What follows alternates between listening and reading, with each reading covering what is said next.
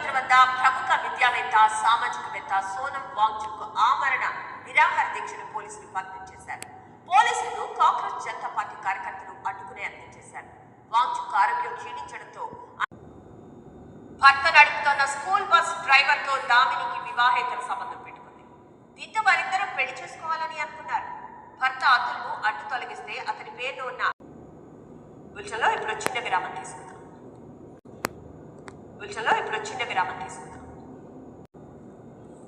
Welcome back. Srikakulam జిల్లాలో గొర్రెల కాపరి దుబ్బ దానయ్య మృతి కేసులో బాధిత కుటుంబం న్యాయం కోసం ఎదురు చూస్తోంది. కాశీబుగ్గ సూదికొండకు చెందిన గొర్రెల కాపరి దానయ్యను మరో విరామం తీసుకుందాం. భారత అంతరిక్ష రంగంలో మరో మైలురాయి. ఇప్పటి వరకు ఏ ప్రయోగమైనా ప్రభుత్వ రంగంలో ఉన్న ఇస్రో చేసేది. కానీ ఇవాళ ఒక చారిత్రక ఘట్టం ఆవిష్కృతమైంది.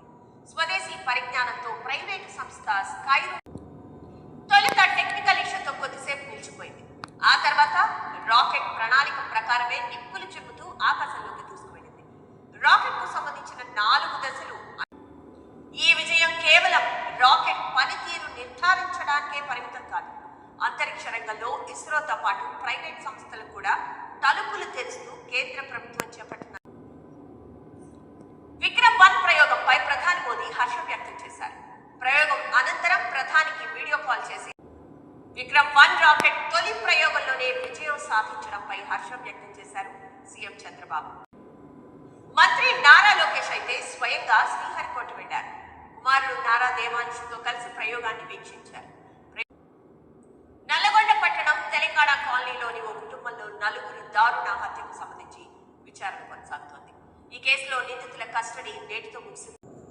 కరోనా వైరస్ 5 ఏళ్ల క్రితం ఈ వైరస్ చేసిన బీభత్సం అంతా ఇంత కాదు. ప్రపంచ వ్యాప్తంగా లక్షలాది మందిని బలి తీసుకుంది. ఈ పేరు వింటేనే పబ్లిక్ వణుకు పుడుతుంది. దాదాపు ఈ వైరస్ మాయమైపోయిందని అనుకున్నారు. ఉన్నట్టుండి కరోనా కేసులు నమోదు కావడం ఆందోళన కలిగిస్తోంది. పలు చోట్ల పాజిటివ్ కేసులు నమోదవుతున్నాయి. కడప జిల్లాలో 2 చనిపోయారు. ఏపీలో సడన్ గా కోవిడ్ కేసులు బయటపడుతున్నాయి. తాజా కేసుల్లో ఉన్న వేరియంట్ ఏంటి? దీర్ఘకాలిక వ్యాధులు ఉన్నవారు ఎలాంటి చర్యలు తీసుకోవాలి? మళ్లీ వైరస్ పై వైద్యులు ఏమంటున్నారు? Watch this story. హైదరాబాద్ నగర ప్రజల ఆరోగ్యాన్ని కాపాడేందుకు హైదరాబాద్ సిటీ పోలీస్ కమిషనరేట్ కు చెందిన Hyderabad food adulteration surveillance team H fast ప్రత్యేక కమిటీ. ఇవి ఈ బులెటిన్ విశేషాలు. మరో బులెటిన్లో మళ్ళీ కలుద్దాం. అప్డేట్స్ కొనసాగుతూనే ఉంటాయి.